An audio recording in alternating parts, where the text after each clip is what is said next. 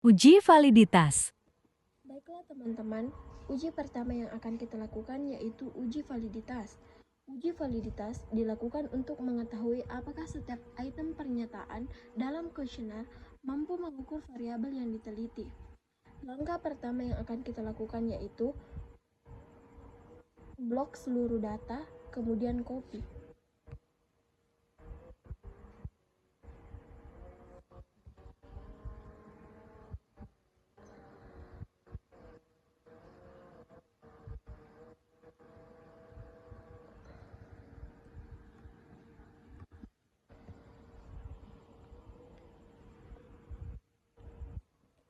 Buka SPSS. Pada data view, paste datanya.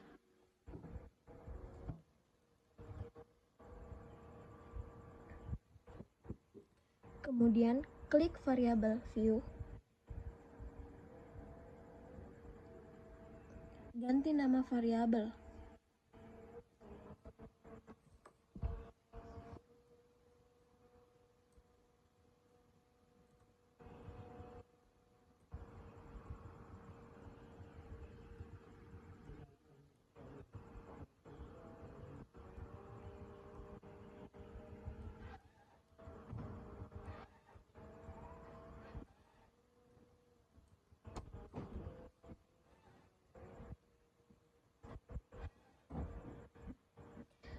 Kemudian klik analyze. Pilih correlate. Kemudian pilih bivariate. Kemudian Ctrl A untuk mengcopy semua variabel.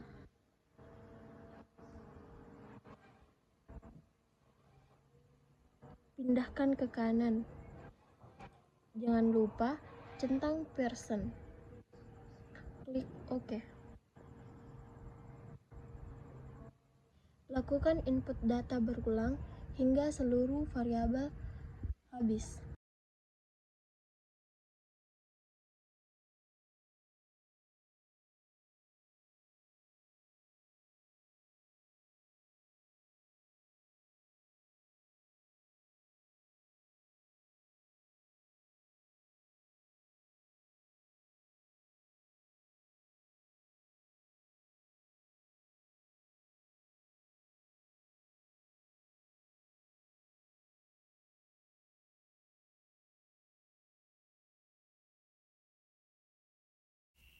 Selanjutnya, untuk melihat R hitungnya, perhatikan pada tabel person correlate pada total variabel. Setelah mengetahui R hitungnya, kita harus mencari R tabelnya. Adapun rumus mencari L tabel yaitu DF sama dengan N kurang 2, di mana N itu merupakan jumlah responden. Berhubung data tadi menggunakan 96 responden, jadi 96 dikurang 2 sama dengan 94.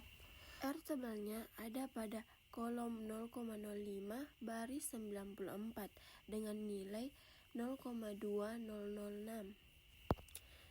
Karena nilai R hitung dan R tabelnya sudah ada, maka kita dapat menentukan data mana yang valid dan tidak. Uji reliabilitas. Selanjutnya, saya akan melakukan uji reliabilitas untuk mengetahui tingkat konsistensi instrumen penelitian yang digunakan.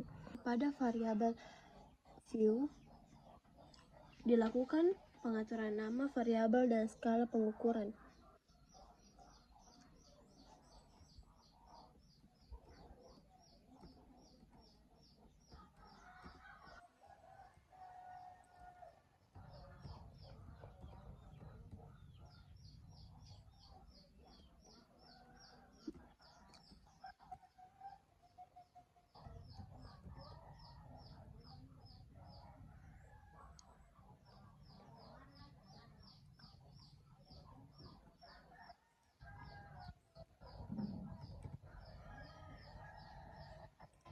Kemudian kembali ke data view. Selanjutnya pada menu analyze, klik Scale. Kemudian Reliability Analyze. Selanjutnya, masukkan seluruh variabel ke kolom item.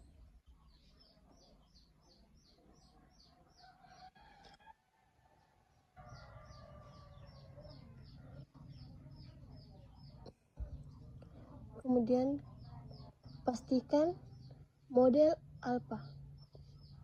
Kemudian klik OK. Lakukan berulang hingga seluruh variabel selesai.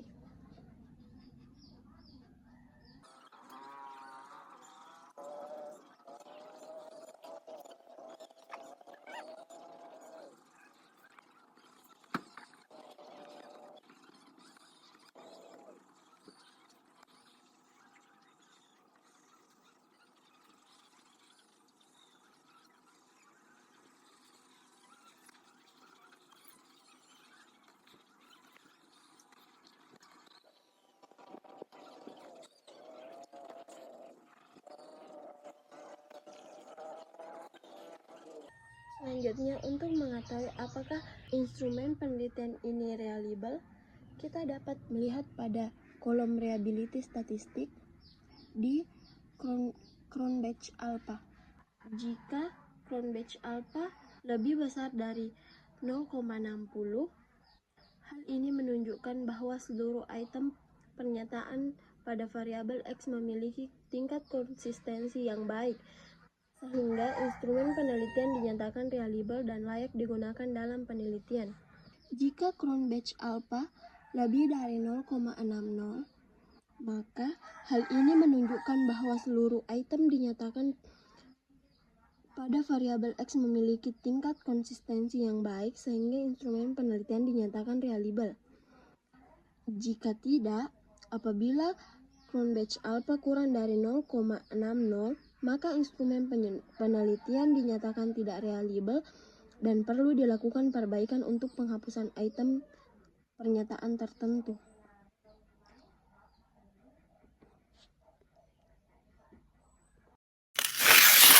Uji normalitas dan uji Kolmogorov-Smirnov. Yang pertama, kita akan melakukan uji normalitas terlebih dahulu. Uji normalitas dilakukan untuk mengetahui apakah data residual dalam model regresi berdistribusi normal atau tidak. Selanjutnya, kita klik Analyze, kemudian pilih Regression, kemudian klik Linear. Variabel X, masukkan ke Independent. Kemudian variabel Y, kita masukkan ke Dependent. Setelah itu, klik Statistik, centang Model Fit, Estimate, dan Collinearity Diagnostic.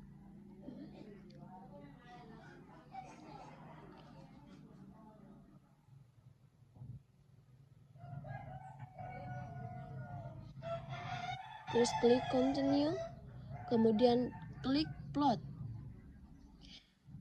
Set Price, kita masukkan ke variabel X. S-Receipt, kita masukkan ke variabel Y. Jangan lupa centang histogram, kemudian normal probability plot.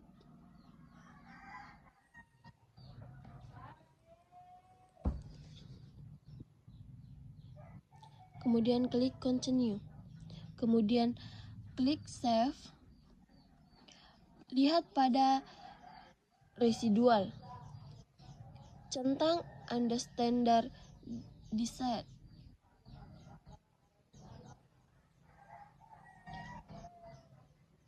Klik Continue. Kemudian klik OK.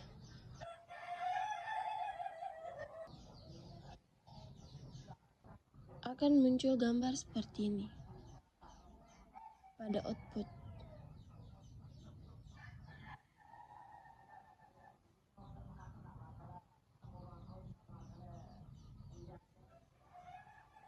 Selain itu, uji normalitas juga dilakukan menggunakan uji Kolmogorov-Smirnov melalui menu Analyze. kita kembali pada lihat pada kolom res 1.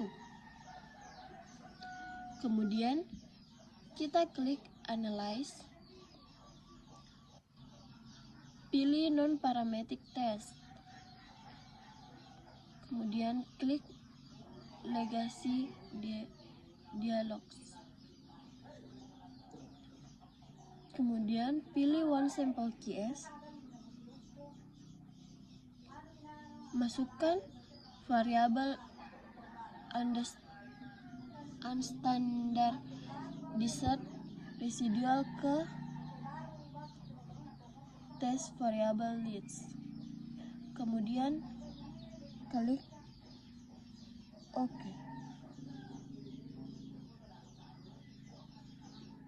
Berdasarkan hasil uji normalitas, diperoleh nilai signifikan lebih besar dari 0,5. Kita lihat pada kolom terakhir. Jika lebih dari 0,5, maka menunjukkan bahwa data berdistribusi normal. Apabila kurang dari 0,05, maka data tersebut tidak berdistribusi normal, sehingga asumsi normalitas belum terpenuhi. Uji multikolinearitas. Kita akan melakukan uji multikolinearitas. Dilakukan untuk mengetahui apakah terjadi hubungan yang kuat antara variabel independen dalam model regresi. Selanjutnya, kita akan klik Analyze, kemudian pilih Regression, klik Linear. Variabel X kita pindahkan pada independen, kemudian variabel Y kita pindahkan ke dependen.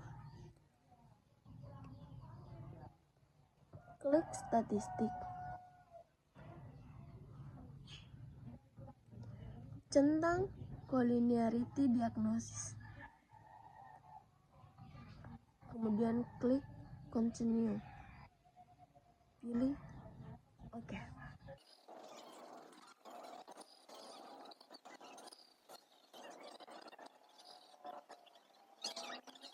Nah, perhatikan pada kolom tolerance dan FIB. Jika nilai tolerance lebih besar dari 0,10 dan FIB lebih kecil dari 10 pada seluruh variabel independen, hal ini menunjukkan bahwa tidak terjadi multikolonialitas dalam model regresi, sehingga model layak digunakan untuk analisis selanjutnya. Karena nilai toleransinya 0,475, artinya lebih besar dari 0,100, sedangkan nilai FIB-nya 2,104 lebih kecil dari 10, maka hal ini menunjukkan tidak terjadi multikolonialitas antar variabel independen dalam model regresi. Uji heteroskedastisitas dan uji heteroskedastisitas dengan uji Glatzer. Uji heteroskedastisitas dilakukan untuk mengetahui apakah terjadi perbedaan varian residual pada model regresi. Langkah pertama yang harus kalian lakukan adalah copy seluruh total variabel X dan Y, kemudian ubah di variabel view.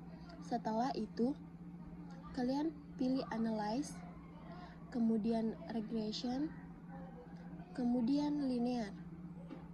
Masukkan variabel X ke independen dan variabel Y ke dependen. Klik Plot.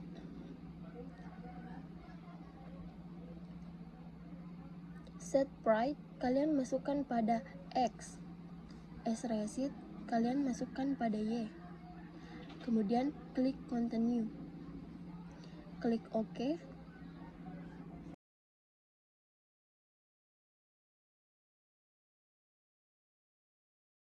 Perhatikan pada scatter plot, apabila titik-titik tersebar tanpa pola yang jelas, maka tidak terjadi heteroskedastisitas. Tapi jika berbentuk pola tertentu, misalnya seperti kerucut, maka ada gejala heteroskedastisitas. Seperti contoh yang saya berikan kali ini membentuk kerucut. Jadi terjadi gejala heteroskedastisitas. Selanjutnya kita lakukan uji heteroskedastisitas dengan uji Gleiser. Buka Analyze, pilih Regression, pilih Linear,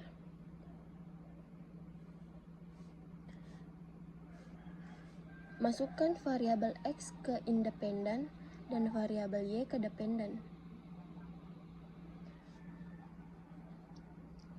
Kemudian klik Save, centang Unstandard Set pada bagian residual. Klik Continue, kemudian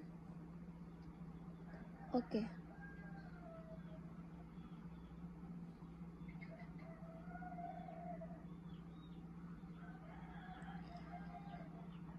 Secara otomatis, sebuah call baru bernama res1 akan muncul di data view. Selanjutnya kita hitung nilai absolut residualnya. Buka menu Transform, pilih Computer Variable,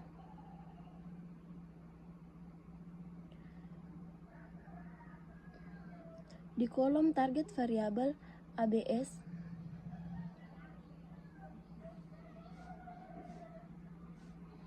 kita klik ABS,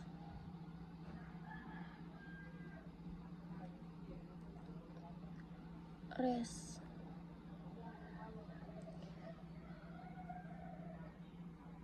Kemudian bagian function group kita pilih all, kemudian pilih ABS,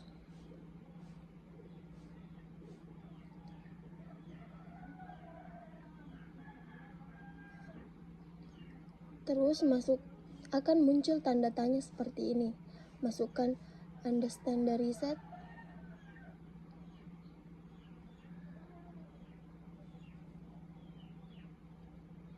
lalu klik OK.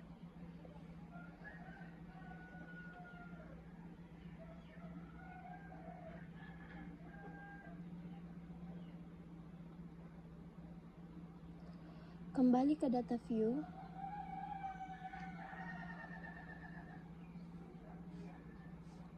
klik Analyze,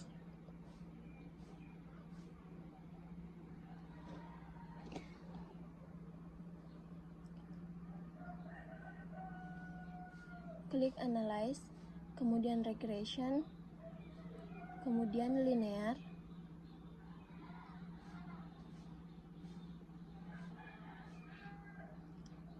reset, lalu ABS res masukkan ke kolom dependen.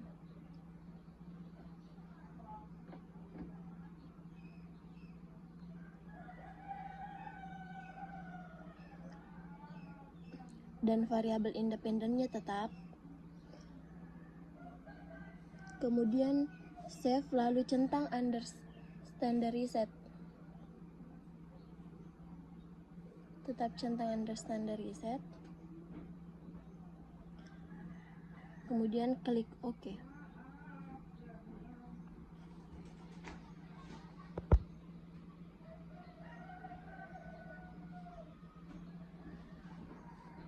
Untuk melihat outputnya, ada di tabel koefisien dan lihat tingkat signifikannya. Di sini. Jika nilai signifikannya lebih besar dari 0,5, maka kesimpulannya tidak terjadi gejala heteroskedastisitas dalam model regresi.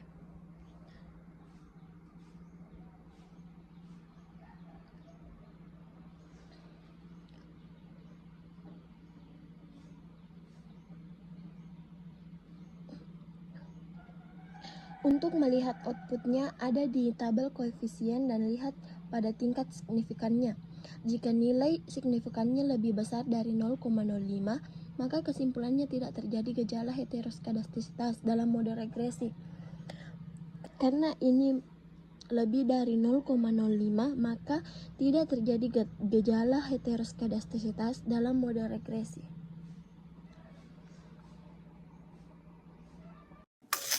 Uji hipotesis. Selanjutnya kita akan melakukan uji hipotesis yang bertujuan untuk mengetahui ada atau tidaknya pengaruh variabel bebas terhadap variabel terikat. Uji hipotesis sendiri terdiri dari uji T, uji F, dan uji R. Selanjutnya kita beralih ke tahap uji. Langkah pertama yang harus kita lakukan yaitu copy total tiap-tiap variabel. Kemudian klik Analyze, pilih Regression, kemudian Linear, masukkan variabel X ke independen, kemudian variabel Y ke dependen. Klik OK. Untuk melihat hasil uji T, lihat pada kolom koefisien. Dan untuk melihat tabel F, lihat pada kolom ANOVA. Dan untuk melihat tabel R, lihat pada model summary.